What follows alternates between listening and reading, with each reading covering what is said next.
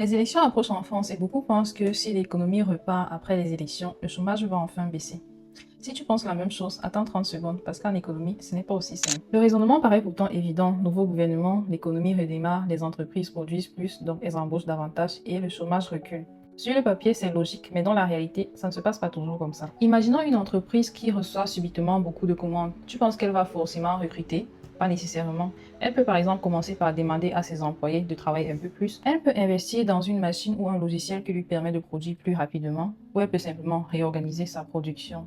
Résultat, elle produit davantage sans forcément recruter de nouveaux employés. Ensuite, tout dépend d'où vient la croissance. Si elle est portée par des secteurs très automatisés comme certaines industries, les nouvelles technologies ou l'énergie, il est possible de créer davantage de richesses avec relativement peu d'embauches. À l'inverse, une croissance tirée par certains secteurs comme la restauration, les services à la personne ou le tourisme génère généralement plus d'emplois. Et enfin, même si les entreprises décident d'embaucher, généralement elles ne le font pas directement. Elles préfèrent d'abord voir si la reprise est durable avant de pouvoir recruter.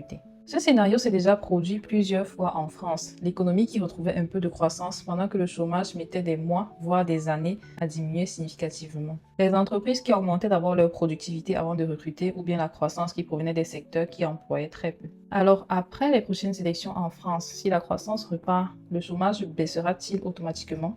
La réponse est non, pas automatiquement. La question n'est pas de savoir s'il y aura plus de croissance, mais plutôt quelle croissance, dans quel secteur et est-ce qu'elle créera réellement des emplois. Parce qu'en économie, produire plus ne signifie pas forcément embaucher plus. C'était notre série Les idées reçues sur l'économie en 1 minute. Like, abonne-toi et partage la vidéo.